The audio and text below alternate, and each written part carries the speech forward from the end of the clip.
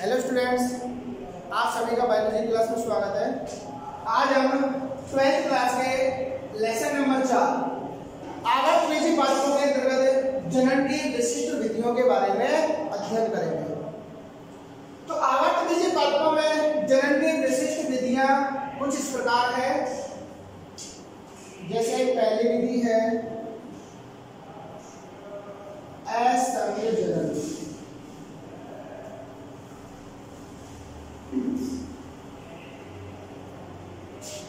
जैसे बोलते हैं एपोमिक्सिस।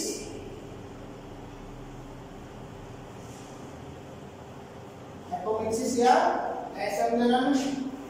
सेकंड है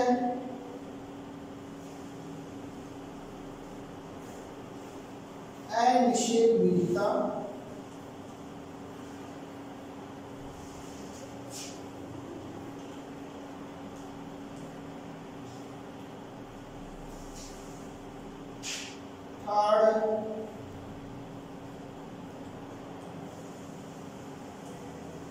सूक्ष्म प्रवर्धन।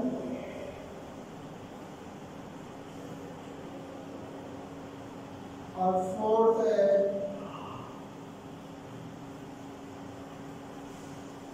कायिक प्रवर्धन। जैसे कहते हैं कायिक जनन।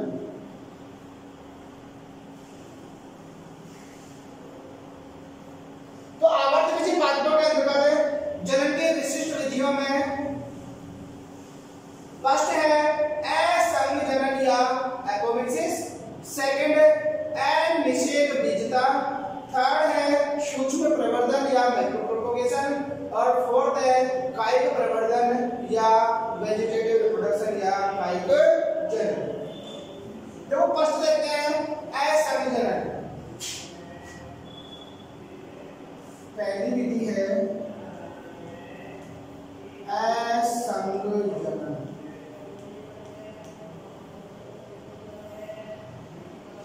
असंग जनन को अंग्रेजी में बोलते हैं एपोमिक्सिस। और जो एपोमिक्सिस शब्द है ये शब्द दो शब्दों से मिलकर बना है, एपो और मिक्सिस। एपो शब्द का मतलब होता है विदाउट, और विदाउट का होता है बिना।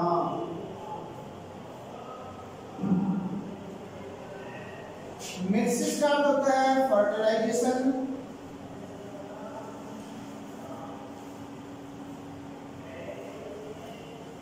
फर्टिलाइजेशन और फर्टिलाइजेशन का मतलब निषेचन। और हमें पता है निषेचन के द्वारा किसका निर्माण होता है? युग्मनज का। युग्मनज से बनता है आगे चलकर भ्रूण। तो देखो जो असंग जनन या एपोमिक्सिस शब्द है उसका शाब्दिक अर्थ हुआ कि जब बिना निषेचन के यदि किसका निर्माण होता है, भ्रूण का निर्माण होता है, तो वो कहलाती है प्रोसेस असंग जनन। अर्थात यहाँ पर एम्ब्रियो फॉर्मेशन हो रहा है, लेकिन जो एम्ब्रियो फॉर्मेशन होगा वो विदाउट फर्टिलाइजेशन होगा। इसीलिए ये जो प्रोसेस है वो कहलाती है एपोमिक्सिस। क्योंकि हमने पढ़ा कि लैंगिक जनन की सामान्य विधि के अंतर्गत कि जो लैंगिक जनन है, इस लैंगिक जनन में सबसे पहले होता है अर्धसूत्रण। और अर्धसूत्रण या अर्धसूत्री विभाजन के द्वारा होता है युग्मकों का निर्माण। जो होता है युग्मक निर्माण के लिए। फिर सेकंड प्रोसेस था निषेचन। क्या था? निषेचन, जिसके अंतर्गत युग्मकों का संलयन होता है। युग्मक संलयन होता है। तो सामान्य लैंगिक जनन की बात कर रहे हैं हम कि सामान्य लैंगिक जनन में अर्धसूत्री विभाजन होगा। अर्धसूत्री विभाजन के द्वारा युग्मकों का निर्माण होगा। फिर इन युग्मकों के अंतर्गत संलयन की क्रिया होगी जिसे कहते हैं निषेचन। और निषेचन के द्वारा युग्मनज का निर्माण होगा। फिर किसका बनेगा? युग्मनज। और युग्मनज से आगे चलकर द्विगुणित भ्रूण का निर्माण होता है। किसमें? सामान्य लैंगिक जनन के अंतर्गत। लेकिन यहाँ पर देखो असंयोजन में क्या हो रहा है, बिना निषेचन के ही भ्रूण का निर्माण, यानी एम्ब्रियो फॉर्मेशन तो यहाँ भी हो रहा है, लेकिन ये जो एम्ब्रियो फॉर्मेशन है ये एम्ब्रियो फॉर्मेशन विदाउट फर्टिलाइजेशन होता है। तो हम कह सकते हैं यहाँ पर कि यदि जो लैंगिकरण है उस लैंगिकरण की किसी भी विधि जो लैंगिकरण है, इस लैंगिकरण का प्रतिस्थापन यदि किसी भी अलैंगिक विधि के द्वारा हो जाता है तो वो प्रक्रिया कहलाती है असंजनन। क्या कहलाती है? असंजनन। यही हो गया है कि जनन की ऐसी विधि जिसमें आर्तसूत्रण व निषेचन के बिना ही भ्रूण का परिवर्तन होता है। क्या कह सकते हैं हम कि जनन की वह विधि जिसमें आर्तसूत्रण व निषेचन के बिना ही भ्रूण का परिवर्तन होता है, क्या कहलाती है? असंजनन कहलाती है।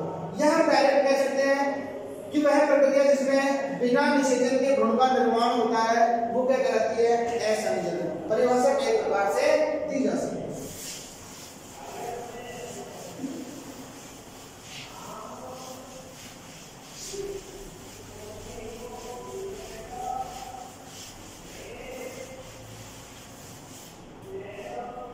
तो यहां परिभाषा के तौर पर कह सकते हैं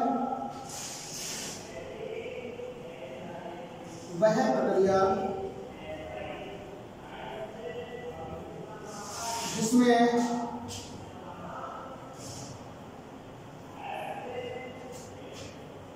बिना निषेचन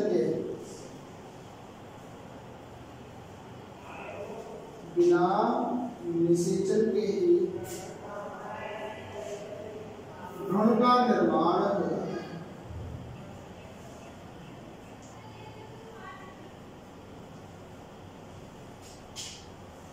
होता है। भ्रूण का निर्माण क्या कहलाती है? असंजनन कहलाती है।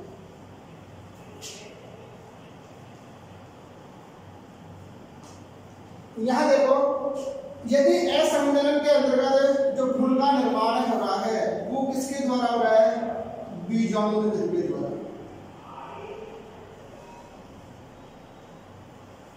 यदि बीजाणु के द्वारा किसका निर्माण हो रहा है? भ्रूण का, तो निर्मित भ्रूण कैसा होगा? 2n होगा, क्योंकि बीजाणु भी कैसा होता है? 2n। कैसा होता है? 2n। तो जब बीजाणु के द्वारा बीजाणु कोई भी कोशिका होगी वो यदि किसका निर्माण कर रही है? एम्ब्रियो फॉर्मेशन कर रही है, तो वो एम्ब्रियो कैसा होगा? 2n होगा। और ये जो प्रोसेस है वो कहलाएगा बीजाणुविद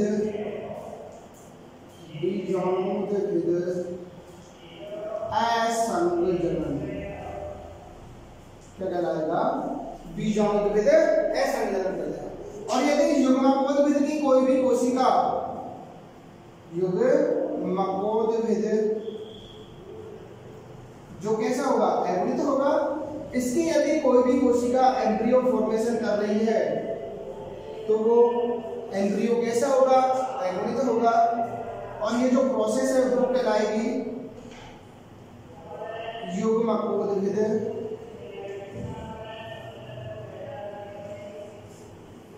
असंजनन कहलाएगी युग्मकोद्भिद असंजनन। तो यहाँ पर युग्मकोद्भिद असंजनन में जो एम्ब्रियो फॉर्मेशन होगा वो युग्मकोद्भिद की किसी कोशिका से होगा, और जो निर्मित एम्ब्रियो है वो भी कैसा होगा? हैप्लॉइड होगा या हैप्लॉइड होगा। अब देखो,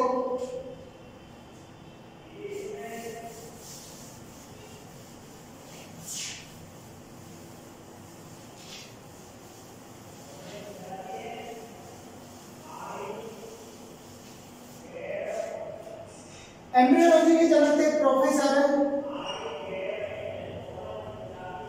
पी महेश्वरी या पंचानन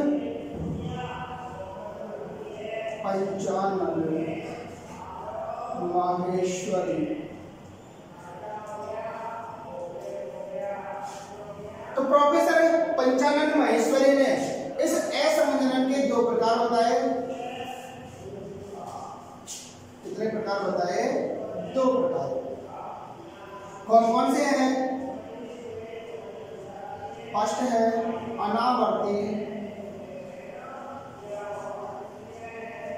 अनावर्ती असंघनन।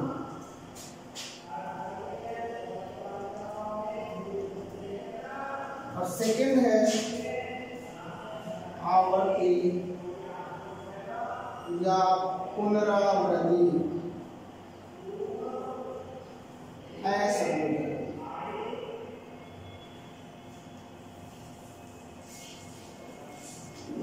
इसको बोलते हैं नॉन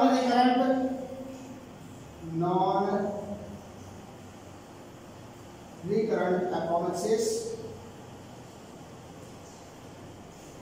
यह है रिकरेंट एपोप्टोसिस।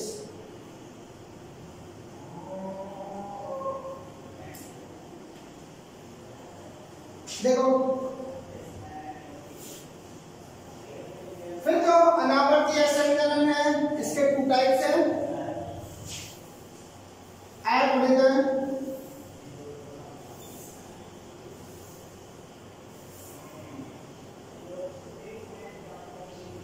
निषेध जनन। एल्गोरिथम निषेध जनन। और सेकेंड टाइप है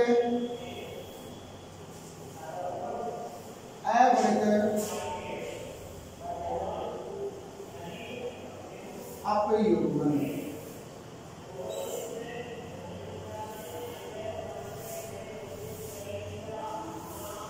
इसी प्रकार जो आवर्ती असंघनन है ये भी दो टाइप्स का होता है।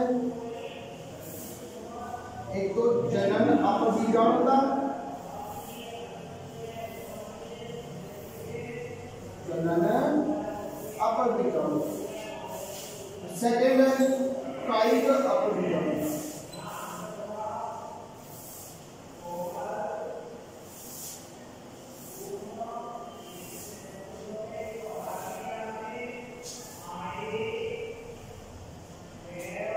तो आवर्ती असंघनन के टू टाइप्स बताए, अगुणित अनिषेध जनन और अगुणित अपयुग्मन। इसी प्रकार जो आवर्ती या पुनरावर्ती असंघनन है इसके भी टू टाइप्स बताए, जनन अपबीजाणुता और कायिक अपबीजाणुता।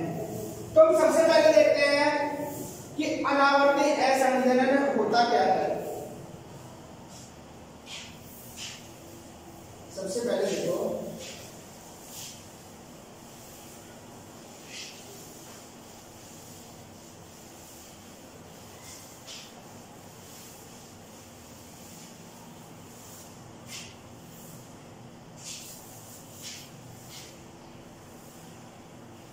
पहला है अनावर्ती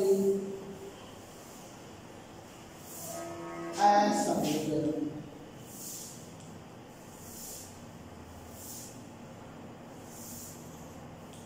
देखो इस प्रकार का जो असंघनन है उस असंघनन के अंतर्गत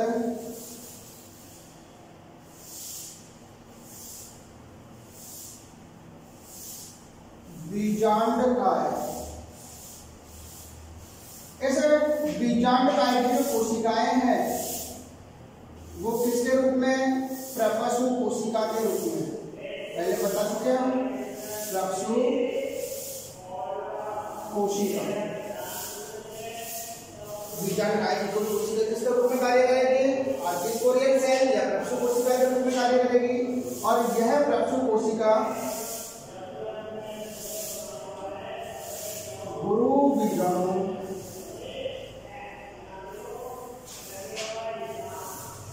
मात्र कोशिका किसके रूप में कार्य करेगी, गुरु बीजाणु मात्र कोशिका के रूप में कार्य करेगी। जो कैसे होगी, क्योंकि बीजांडकाय की कोशिका भी कैसे होती है, फिर तो गुरु बीजाणु मात्र कोशिका, इस गुरु बीजाणु मात्र कोशिका में अर्धसूत्री विभाजन होगा और अर्धसूत्री विभाजन के द्वारा गुरु बीजाणु का निर्माण होगा। किसका निर्माण होगा, गुरु बीजाणु। निर्मित गुरु बीजाणु कैसा होगा, अगुणित होगा। इस गुरु बीजाणु से आगे चलकर अगुणित भ्रूणकोश का निर्माण होता है। किसका निर्माण होता है, भ्रूणकोश, एम्ब्रियो शेल, एम्ब्रायो, ठीक है। तो जो गुरु बीजाणु मात्र कोशिका है, बीजांडवाय होगा, बीजांडवाय की कोशिका प्रक्षु कोशिका के रूप में कार्य करेगी। यह प्रक्षु कोशिका आगे चलकर गुरु बीजाणु मात्र कोशिका के रूप में कार्य करेगी। गुरु बीजाणु मात्र कोशिका में अर्धसूत्रीय विभाजन के द्वारा गुरु बीजाणु का निर्माण होता है। यह प्रोसेस हम पढ़ चुके हैं, क्या कहलाती है? गुरु बीजाणु जनन, गुरु बीजाणु जनन। और गुरु बीजाणु जनन के द्वारा अगुणित गुरु बीजाणु का निर्माण होता है। यह गुरु बीजाणु आगे चलकर एम्ब्रियो शेल या भ्रूणकोश का निर्माण करता है। और इस भ्रूणकोश की संरचना में हम पढ़ चुके हैं कि इसमें एक तो मुख्य कोशिका होती है जो कहलाती है अंड कोशिका, कहलाती है अंड कोशिका। इसके अतिरिक्त सहायक कोशिका, सहायक कोशिका और प्रतिमुखी कोशिकाएं होती है, प्रतिमुखी कोशिका।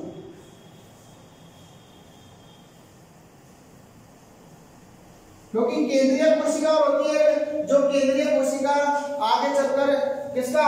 एंडोस्पर्म यानी कि भ्रूणकोश का निर्माण कर लेती है। तो यहाँ पर हम इन तीन प्रकार की कोशिकाओं के बारे में देखेंगे। तो अनावर्ती असंजनन किसे कहेंगे? तो हम डायरेक्ट कह सकते हैं कि गुरु बीजाणु मात्र कोशिका में क्या होगा? अर्धसूत्रीय विभाजन होगा, या यूं कहेंगे गुरु बीजाणु जनन के फलस्वरूप निर्मित है जो अगुणित गुरु बीजाणु है। अगुणित गुरु बीजाणु से क्या बनेगा? पहले अगुणित भ्रूणकोश बनेगा। क्या बनेगा? अगुणित भ्रूणकोश। और फिर इस अगुणित भ्रूणकोश की किसी भी कोशिका से जो कैसी होगी? हैप्लॉइड होगी, यानी कि अंड कोशिका, सहायक कोशिका या प्रतिमुखी कोशिका से डायरेक्टली यदि भ्रूण का निर्माण होता है, यानी कि ये कोशिकाएं जो है वो सीधे ही क्या कर ले? एम्ब्रियो फॉर्मेशन कर ले। क्या कर ले? एम्ब्रियो फॉर्मेशन कर ले। तो इस प्रकार का जो असंजनन है वो कहलाता है अनावर्ती असंजनन।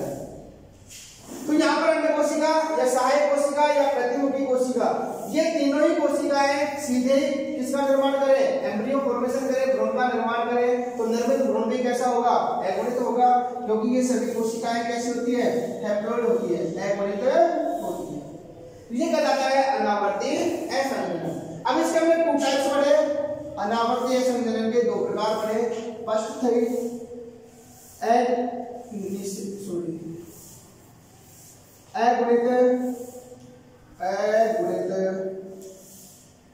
अनिषेक जनन,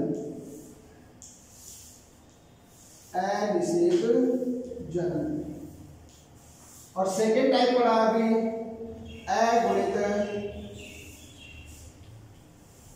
अपयुग्मन। क्या पढ़ा? अगुणित अपयुग्मन। देखो फर्स्ट है अगुणित अनिषेक जनन। देखो अनिषेक जनन पार्थिनोजेनेसिस। अनिषेक जनन का मतलब होता है कि जब अगुणित अंड कोशिका है, यदि यह अगुणित अंड कोशिका सीधे ही बिना निषेचन के भ्रूण का निर्माण कर ले तो वो कहलाता है अनिषेक जनन। चूंकि यहाँ पर निर्मित भ्रूण कैसे होगा? अगुणित होगा, इसलिए इसको कह दिया अगुणित अनिषेक जनन। तो यहाँ देखो एम्ब्रियो सेक कैसा था? अगुणित था। इस एम्ब्रियो सेक के अंतर्गत जो अंड कोशिका थी वो भी कैसी थी? अगुणित थी। ये अंड कोशिका यदि बिना निषेचन के, बिना निषेचन के सीधे ही भ्रूण का निर्माण कर लेती है। क्या कर लेती है? भ्रूण का निर्माण कर लेती है। तो वो कहलाता है अगुणित अनिषेक जनन। तो यहाँ पर फर्स्ट प्रकार फॉलो हो रहा है अगुणित अनिषेक जनन का। यदि देखो सेकंड है अगुणित अपयुग्मन। अगुणित अपयुग्मन क्या होता है? देखो भ्रूणकोश है, इस भ्रूणकोश की अंड कोशिका के अतिरिक्त, भ्रूणकोश की अंड कोशिका के अतिरिक्त यदि सहायक कोशिका या प्रतिमुखी कोशिका, इससे या तो सहायक कोशिका से या प्रतिमुखी कोशिका से बिना निषेचन के ही यदि सीधे ही भ्रूण का निर्माण होता है, यहां भी निषेचन नहीं होगा। क्या नहीं होगा? निषेचन। तो यदि एम्ब्रियो सैक की सहायक कोशिका व प्रतिमुखी कोशिका किसी से भी बिना निषेचन के यदि भ्रूण का निर्माण होता है तो यह प्रोसेस कहलाती है अगुणित अपयुग्मन। तो ये थे अनावर्ती असंयोजन। सेकंड देखो, दूसरा प्रकार है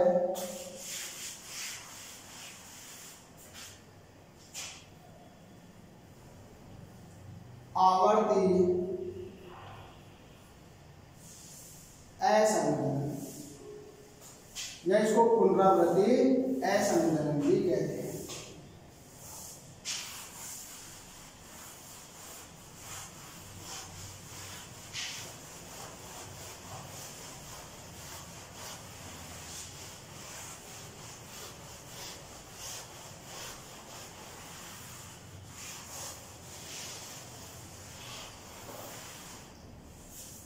देखो, जो आवर्ती असंयोजन है या रिकरेंट एपोनेसिस है, इसके अंतर्गत क्या होगा कि जो बीजांडकाय है, बीजांडकाय, इस बीजांडकाय की जो कोशिकाएं हैं वो कैसी होंगी? द्विगुणित होंगी। कैसी होगी? द्विगुणित। इस बीजांडकाय की जो द्विगुणित कोशिकाएं हैं वो कोई भी एक कोशिका आगे चलकर किसके रूप में कार्य करेगी? प्रपशु कोशिका के रूप में।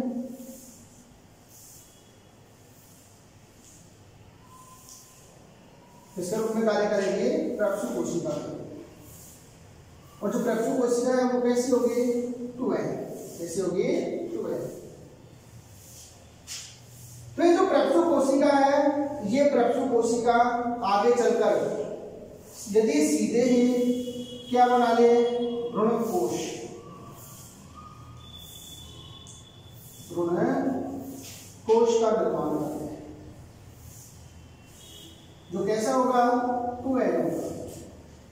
तो ये जो आर्की स्पोरियल सेल है, यह आर्की स्पोरियल सेल ध्रुव बीजाणु मात्र कोशिका के रूप में कार्य नहीं करेगी।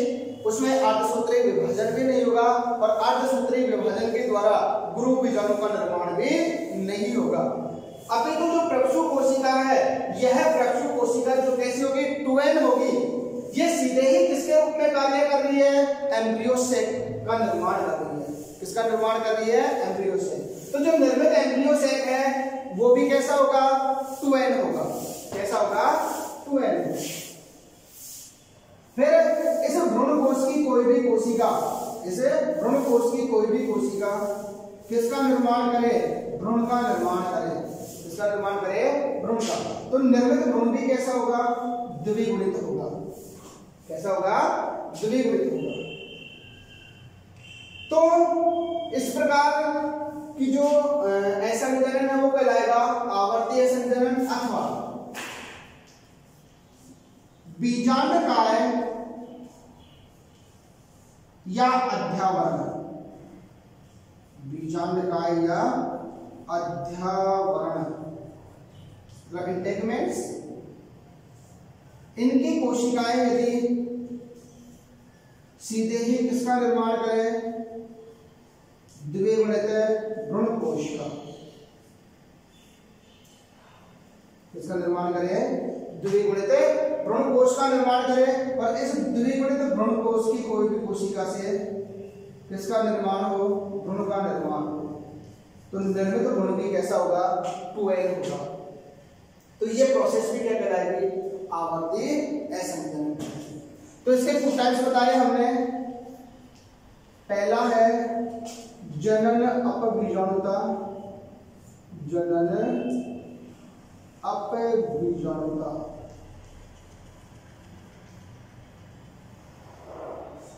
और सेकेंड टाइप्स बताया था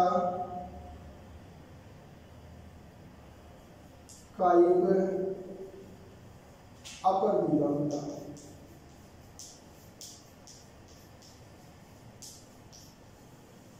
देखो दोनों में अंतर क्या है? यहां पर जनन अपबीजाणुता है, ये कायिक अपबीजाणुता है। जनन का मतलब कि जो अपबीजाणुता है वो किसके द्वारा, जनन के द्वारा, जनन कोशिका से। और यहाँ पर जो भ्रूण बनेगा वो किससे बनेगा, डायरेक्टली कायिक कोशिका से बनेगा। देखो यदि बीजांड काय है, उस बीजांड काय की कोई एक कोशिका आगे चलकर किसके रूप में कार्य करती है, प्रक्षु कोशिका के रूप में। बीजांड काय की जो कोई कोशिका है वो किस रूप में कार्य करेगी, प्रक्षु कोशिका के रूप में कार्य करेगी। और इस प्रक्षु कोशिका से डायरेक्ट ही किसका निर्माण होगा, द्विगुणित भ्रूण कोशिका। क्योंकि जो प्रक्षु कोशिका है वो क्या होगी, जनन कोशिका होगी। प्रक्षु कोशिका क्या होगी, जनन कोशिका होगी। क्योंकि यही प्रक्षु कोशिका आगे चलकर गुरु बीजाणु मात्र कोशिका के रूप में कार्य करेगी। और उस गुरु बीजाणु मात्र कोशिका में अर्धसूत्रीय विभाजन होगा और अर्धसूत्रीय विभाजन के द्वारा गुरु बीजाणु का निर्माण होगा। और गुरु बीजाणु आगे चलकर अगुणित भ्रूणकोश का निर्माण करेगा। तो ये क्या होगी, जनन कोशिका होगी, प्रक्षु कोशिका।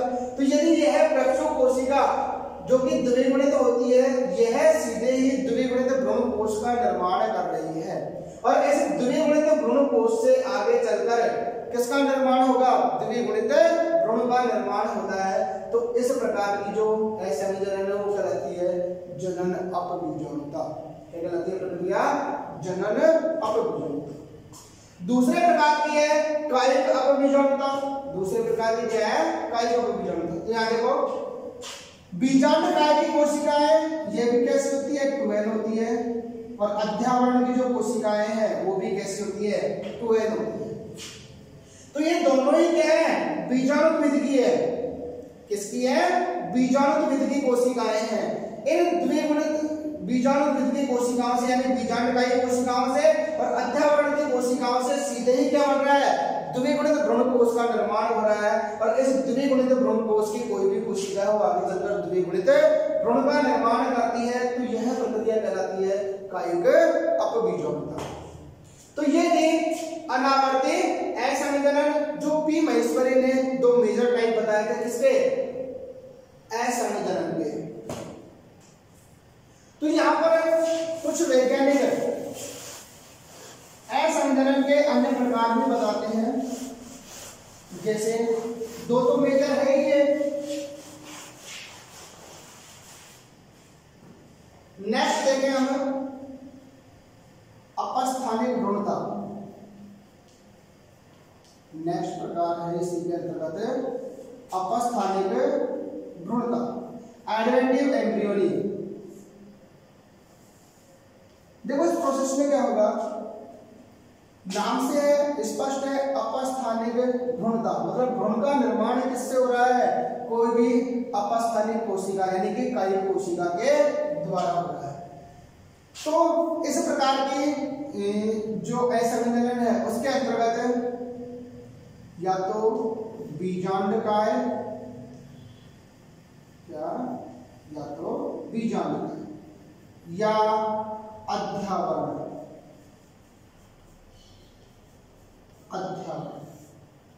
यदि बीजांडकाय या अध्यावरण जिसकी कोशिकाएं कैसी होती हैं, द्विगुणित होती है, इन द्विगुणित कोशिकाओं से डायरेक्टली द्विगुणित भ्रूण का निर्माण होता है।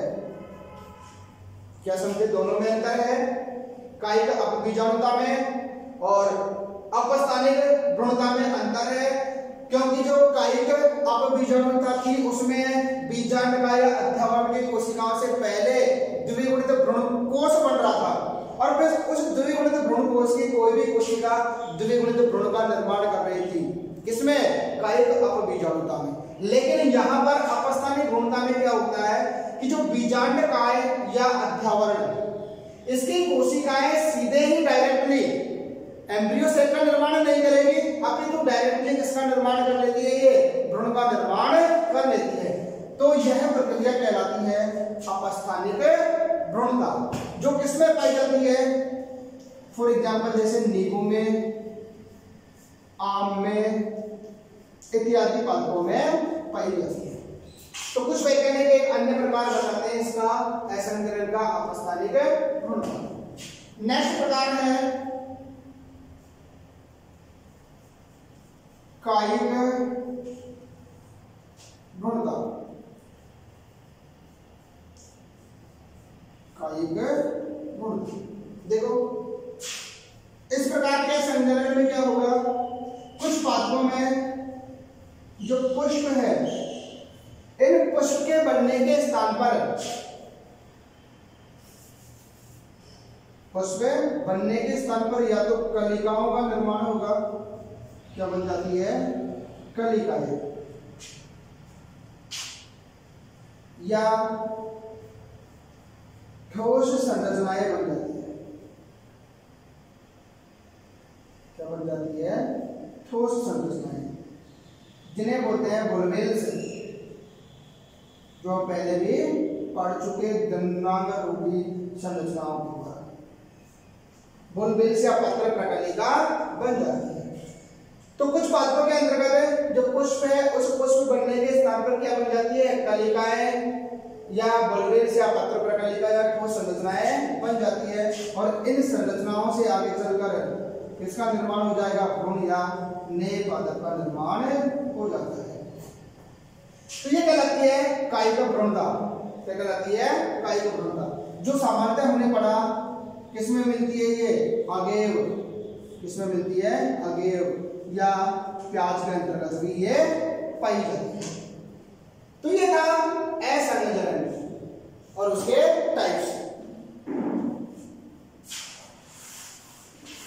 नेक्स्ट देखो,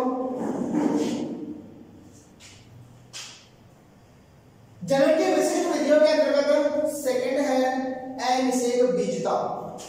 क्या है, अनिषेक बीजता। इस अनिषेक बीजता के बारे में हम पहले भी अध्ययन कर चुके हैं लेसन नंबर 1 में।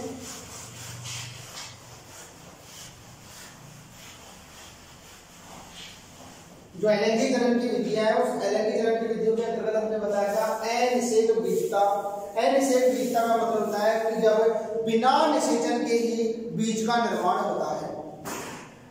क्या होता है, जब बिना निषेचन के ही बीज का निर्माण होता है, तो ये प्रोसेस कहलाती है अनिषेक बीजता। अगली विधि है सूक्ष्म प्रवर्धन। क्या है, सूक्ष्म प्रवर्धन। इस विधि के बारे में हम विस्तार से चर्चा करेंगे ऊतक संवर्धन वाले चैप्टर में। इसमें पादप ऊतक संवर्धन वाले चैप्टर में इसका विस्तृत अध्ययन करेंगे। तो यहाँ स्वरूप में बता देते हैं कि जो माइक्रो प्रोपोगेशन या सूक्ष्म प्रवर्धन होता है, उस सूक्ष्म प्रवर्धन के अंतर्गत ऊतक संवर्धन, ऊतक संवर्धन तकनीक, या हम कह सकते हैं पात्रे संवर्धन, इन विट्रो कल्चर, पात्रे संवर्धन। तो ऊतक संवर्धन तकनीक या पात्रे संवर्धन तकनीक के द्वारा नए पादप प्राप्त करने की जो प्रक्रिया है वो कहलाती है सूक्ष्म प्रवर्धन या माइक्रो प्रोपगेशन। तो यहाँ पर जो माइक्रो प्रोपगेशन या सूक्ष्म प्रवर्धन है, इसमें जो पादप है उस पादप की कोई भी टुकड़ा, यानी कि उसका कोई भी भाग, जैसे पत्ती है या उसका जो तना है या शीर्ष भाग है, उसका कोई भी एक टुकड़ा होगा जो कहलाएगा कर्तोतक या एक्सप्लांट। क्या कहता है, क्या कहते हैं उसको, कर्तोतक या एक्सप्लांट। ठीक है, ये पादप का कोई भी छोटा टुकड़ा होगा, उसका कायिक भाग होगा। तो ये सब कर्तोतक या एक्सप्लांट के द्वारा इस ऊतक संवर्धन तकनीक का उपयोग किया जाता है और उपयोग करके डायरेक्टली नए पादप प्राप्त कर लिए जाते हैं। तो हम कह सकते हैं यहाँ पर कि जो ऊतक संवर्धन तकनीक या पात्रे संवर्धन तकनीक के द्वारा कर्तोतक के उपयोग से अल्प समय में ही नए पादप प्राप्त करने की जो प्रक्रिया है वो कहलाती है सूक्ष्म प्रवर्धन या माइक्रो प्रोपगेशन। इस विधि का जो विस्तृत अध्ययन है वो हम अगले जो अध्याय आगे ऊतक संवर्धन वाले चैप्टर में करेंगे। नेक्स्ट चौथी विधि है कायिक प्रवर्धन या कायिक जनन। चौथी विधि कौन सी है, कायिक प्रवर्धन या कायिक जनन है। इसके बारे में विस्तृत अध्ययन हम लेसन नंबर 1 में कर चुके हैं। इसमें अध्याय 1 में पूरा कायिक जनन पढ़ा है हमने। पादप है, उसका जड़, तना, पत्ती इत्यादि के द्वारा हमने पूरा कायिक जनन पढ़ा है। तो जनन के विशिष्ट हो गई, सॉरी जनन की विशिष्ट विधि हो गई। नेक्स्ट कायिक प्रवर्धन या कायिक जनन। इसमें क्या होगा कि पादप के जो कायिक भाग हैं, क्या है पादप के कायिक भाग, जैसे जड़, तना, पत्ती, इन कायिक भागों के द्वारा सीधे ही नए पादप का निर्माण होता है, वो कहलाता है कायिक जनन या कायिक प्रवर्धन। तो ये थी आवर्त बीजी पादपों में जनन की विशिष्ट विधियां।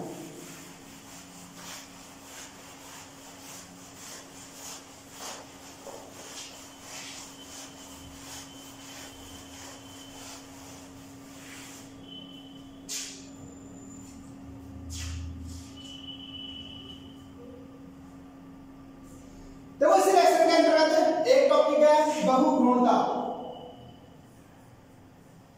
बहुभ्रूणता यह इसे कहते हैं पॉलीएम्ब्रियोनी। पॉलीएम्ब्रियोनी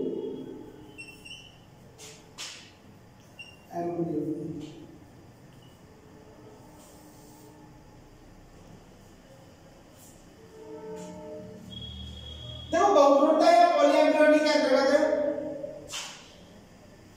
हम देखते हैं कि जो बीज है, क्योंकि आवर्त बीजी पादपों में क्या पाए जाते हैं बीज, और इस बीज में सामान्यतया एक भ्रूण पाया जाता है जो किसके द्वारा बनता है, निषेचन के द्वारा। आवर्त बीजी पादपों के जो बीज है, इन बीजों में एक बीज में सामान्यतया एक भ्रूण पाया जाता है जो किसके द्वारा बनता है, निषेचन के द्वारा। लेकिन यदि एक बीज में एक से अधिक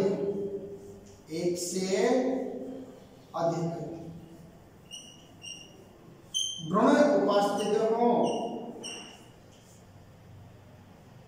तो ये जो प्रोसेस है वो कहलाती है बहुभ्रूणता। क्या कहलाती है, बहुभ्रूणता। तो हम कह सकते हैं कि जो आवर्त बीजी पादप है, इन आवर्त बीजी पादपों में सामान्यतया एक बीज में केवल एक ही भ्रूण पाया जाता है, लेकिन कुछ पादपों के बीजों में एक बीज में एक से अधिक भ्रूण पाए जाते हैं। यह जो घटना है वो कहलाती है बहुभ्रूणता या पॉलीएम्ब्रियोनी कहलाती है। और इस पॉलीएम्ब्रियोनी की जो खोज की थी वो सर्वप्रथम एंटोनी वॉन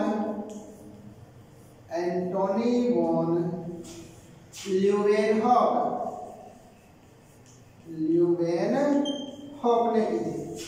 किसमें की थी, संतरे के बीजों में, संतरे के बीज में की थी।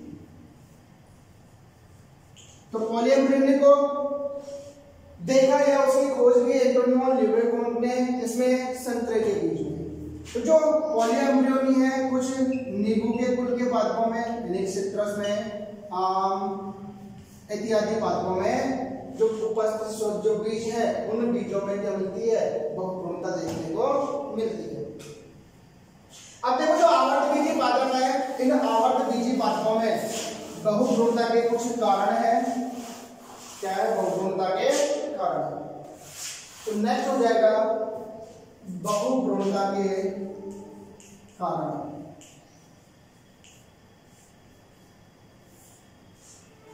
देखो पहला है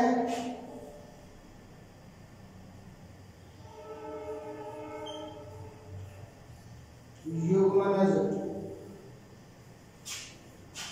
में विभाजन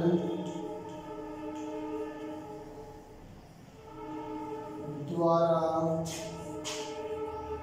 निर्मित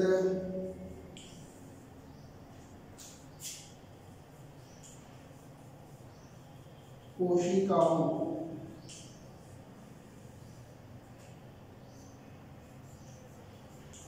से निर्मित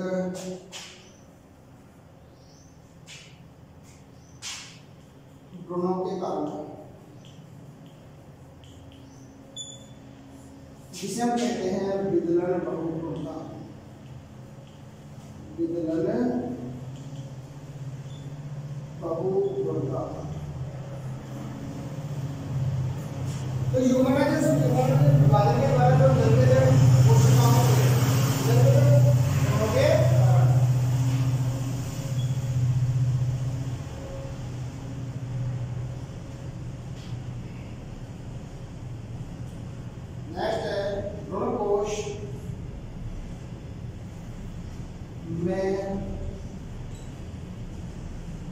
अंड कोशिका के अतिरिक्त भ्रूणकोश में या भ्रूणकोश की अंड कोशिका के अतिरिक्त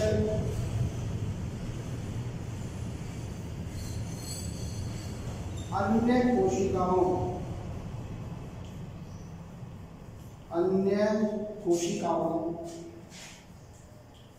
से निर्मित भ्रूणों के कारण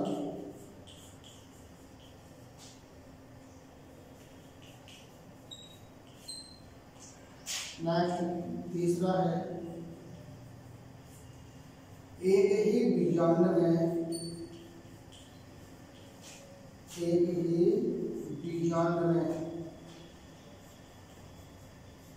एक से अधिक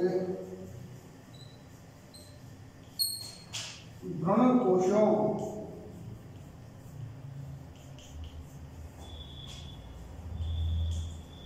के निर्माण के कारण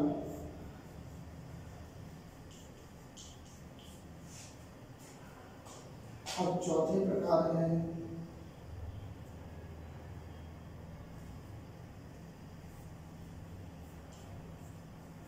बीजांडकाय व अध्यावरण की कोशिकाओं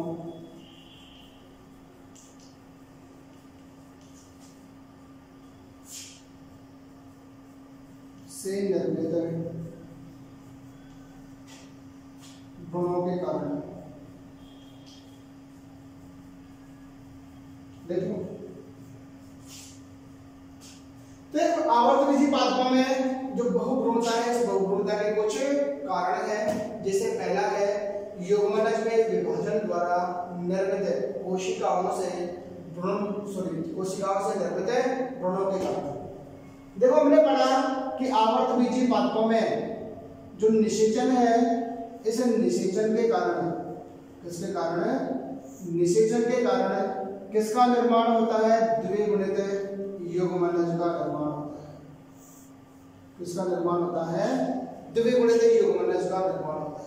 और हमने ये पढ़ा कि इस द्विगुणित युग्मनज में समसूत्री विभाजन होते हैं। क्या होते हैं? समसूत्री। और समसूत्री विभाजन के द्वारा किसका निर्माण होता है? भ्रूण का निर्माण होता है, जो हमने पढ़ा एम्ब्रियोजेनेसिस के अंतर्गत, अर्थात भ्रूणोद्भव या भ्रूण परिवर्तन के अंतर्गत हमने पढ़ा।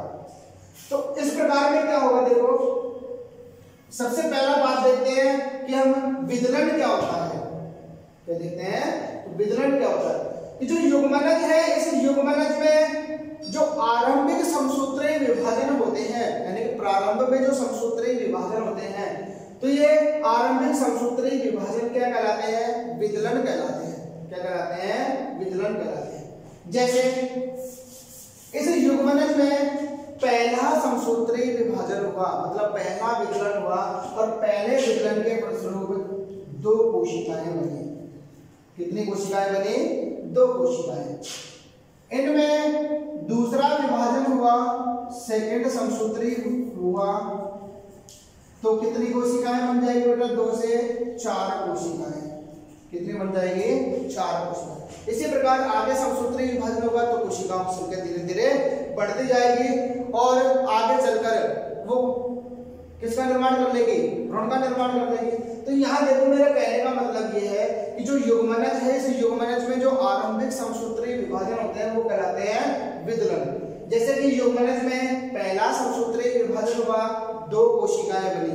यदि ये दोनों कोशिकाएं अलग अलग भ्रूणों का निर्माण करें, इस कोशिका से भी भ्रूण बन जाए और इस कोशिका से भी भ्रूण बन जाए, तो एक बीजांड में एक से अधिक भ्रूणों का निर्माण हो जाता है।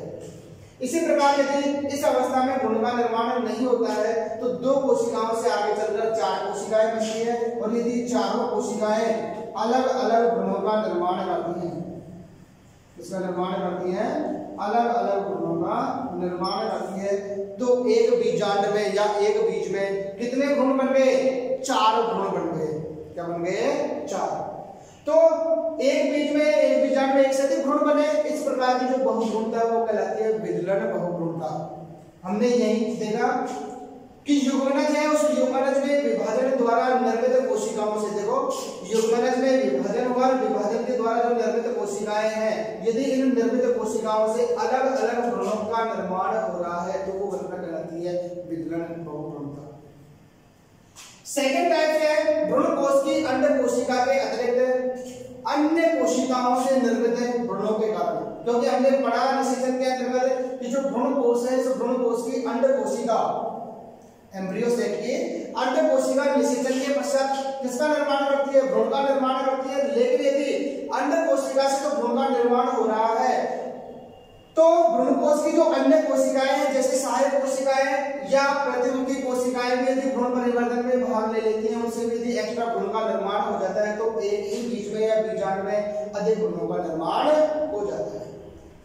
तीसरा कारण है बहुभ्रूणता का, एक ही बीजांड में एक से अधिक भ्रूण कोशों के निर्माण के कारण। देखो थर्ड प्रकार है बीजांड एक ही है। क्या है? बीजांड एक ही है। इस एक बीजांड में यदि एक से अधिक प्रपशु कोशिकाएं बन जाएगी, क्या बन जाएगी? प्रपशु सेल्स। ये क्या होगी? एक से अधिक, एक से अधिक, तो एक से अधिक प्रपशु कोशिकाएं बनेगी तो एक से अधिक गुरु बीजाणु मात्र कोशिकाएं बनेगी, गुरु बीजाणु मात्र कोशिकाएं। जब एक से अधिक गुरु बीजाणु मात्र कोशिकाएं बनेगी, ये भी क्या होगी? एक से अधिक होंगी, तो एक से अधिक गुरु बीजाणु बनेंगे। क्या बनेंगे? एक से अधिक गुरु बीजाणु, और इन एक से अधिक गुरु बीजाणुओं से एक से अधिक भ्रूणकोश बनेंगे। क्या बनेंगे? एक से अधिक भ्रूणकोश बनेंगे, और इन एक से अधिक भ्रूणकोशों की जो अंड कोशिकाएं वो निश्चित होकर एक से अधिक भ्रूणों का निर्माण कर देंगे। तो यहां हमने देखा कि एक ही बीजांड में एक से अधिक भ्रूणकोशों के निर्माण के कारण, जब एक बीजांड है उसमें सामान्यतः एक ही भ्रूणकोश होता है, लेकिन यदि एक बीजांड में एक से अधिक भ्रूणकोशों का निर्माण हो जाए, मतलब एक से अधिक गुरु बीजाणु सक्रिय होकर क्या बनाए? एक से अधिक भ्रूणकोश बनाए, चाहे एक से अधिक गुरु बीजाणु मात्र कोशिकाओं से एक से अधिक गुरु बीजाणु बने, या एक गुरु बीजाणु मात्र कोशिका में सूत्रीय विभाजन द्वारा चार गुरु बीजाणु बनते हैं, चारों गुरु बीजाणु एक से अधिक भ्रूणकोश का निर्माण करने तो वहां भी एक से अधिक भ्रूणकोशों का निर्माण हो जाता है। पर उन एक से अधिक भ्रूणकोशों से क्या होंगे? एक से अधिक भ्रूणों का निर्माण होगा। और लास्ट है चौथा, बीजांड काय या अध्यावरण की कोशिकाएं भी यदि भ्रूण निर्माण में भाग ले लेती हैं तो भी एक से अधिक भ्रूणों का निर्माण हो जाता है। तो यहाँ पर जो बीजांड काय है या अध्यावरण है, इस बीजांड काय या अध्यावरण की जो कोशिकाएं हैं उसी बीजांड के अंतर्गत, तो यहाँ पर अंड कोशिका से तो भ्रूण का निर्माण होगा ही, साथ के साथ बीजांड काय और अध्यावरण की कोशिकाओं से निर्मित जो भ्रूण है उसी बीज में पाए जाएंगे, तो क्या होगी? बहुभ्रूणता उत्पन्न हो जाएगी। अब बहुभ्रूणता किसी भी कारण से उत्पन्न हुई हो तो उसमें एक से अधिक भ्रूणों का होना वाजिब है। तो इन एक से अधिक भ्रूणों में से एक बीज में केवल एक ही कार्यशील भ्रूण, एक ही कार्यशील भ्रूण शेष बचता है।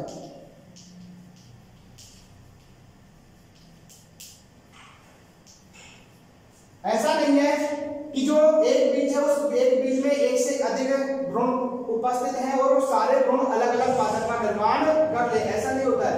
जब बीज में एक से अधिक भ्रूण उपस्थित होते हैं तो उनमें से केवल एक ही कार्यशील भ्रूण शेष बनता है। शेष जो भ्रूण है वो परिवर्तन की विभिन्न अवस्थाओं में नष्ट हो जाते हैं, इसीलिए एक बीज के अंकुरण पर केवल एक ही पादप का निर्माण होता है। Thank you.